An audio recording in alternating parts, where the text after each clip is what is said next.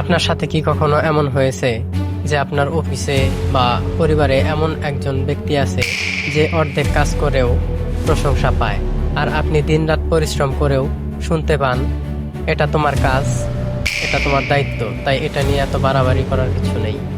যদি এমনটা হয়ে থাকে তাহলে আজকের এই ভিডিওটি দেখার সময় আপনার ভেতরে যে রাগ জ্বলছে সেই রাগটি একদম স্বাভাবিক।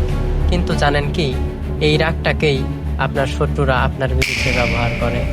তারা চায় আপনি আরো রাগ করেন, কারণ আপনি রাগ করলেই ভুল করবেন, আর তারা সুযোগ পাবে আপনাকে আরো অপমান করার জন্য, আপনার উপর আরো দোষ চাপিয়ে দেওয়ার জন্য।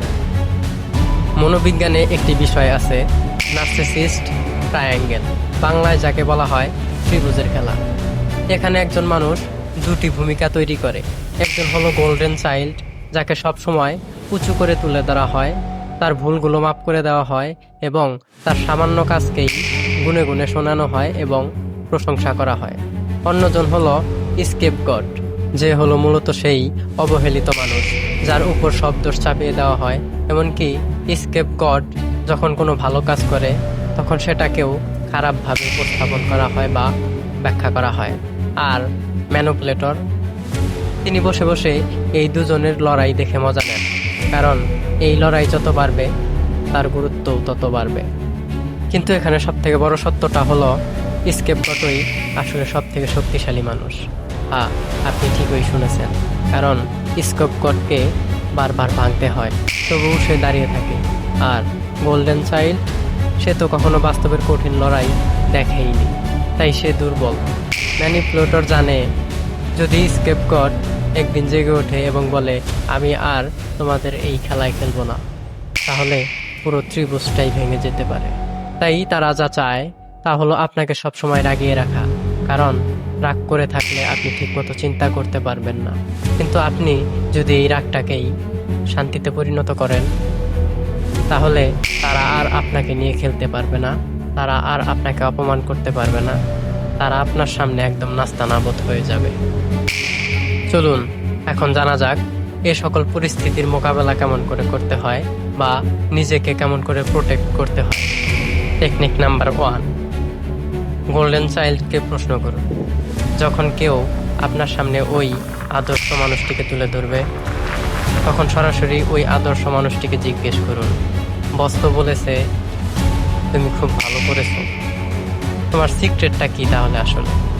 এর ফলে ওই গোল্ডেন চাইল্ড বুঝে যাবে যে তাকে ঢাল হিসাবে ব্যবহার করা হচ্ছে।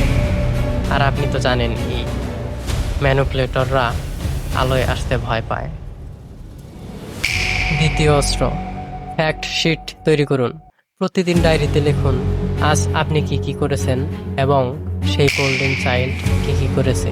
যখন সময় আসবে এই ডায়েরিটাই হবে আপনার বর্ম। কথার সাথে কাজের মিল দেখান। তৃতীয় নম্বর অস্ত্র, শান্ত আবেগ, তীক্ষ্ণ যুক্তি। যখন তারা চিৎকার করা শুরু করবে বা কান্না করা শুরু করবে, তখন আপনি চুপ থাকেন। তারপর শান্ত কণ্ঠে বলুন, আপনার আবেগ শেষ হলে বলবেন আমি এখানেই আছি। এই কথাই তাদের সকল ষড়যন্ত্রকে শেষ করে দেবে, ধ্বংস করে দেবে তাদের অস্ত্রকে, কারণ তারা আপনার রাগ দেখেই বেঁচে আছে। আর আপনার নীরবতা তাদেরকে স্বস্তিতে থাকতে দেয় না, তাদেরকে মনে মনে কুরে কুরে খায়। এখন আপনার পালা। আপনি কি কখনো কোনো অফিস, পরিবার বা বন্ধুত্বের সার্কেলে স্কেপগট হয়ে আছেন, নাকি আপনি সেই ভাগ্যবান ব্যক্তি গোল্ডেন চাইল্ড? আপনার উত্তরটা কমেন্টে লিখুন, আমি স্কেপগট বা আমি গোল্ডেন চাইল্ড।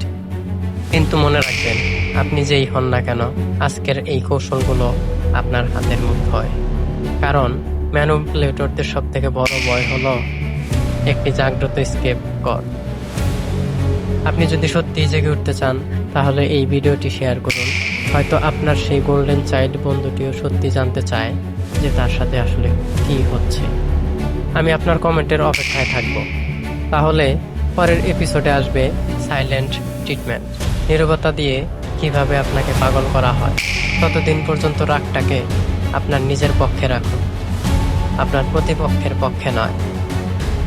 আমাদের পেজটা নতুন, আরও এরকম তথ্যবহুল ভিডিও পেতে ফলো দিয়ে আমাদের পাশেই থাকুন এবং এই ভিডিওটা শেয়ার করে দেন আপনার সেই সকল বন্ধুকে যারা এরকম পরিস্থিতির শিকার হয়ে থাকে প্রায় সময়।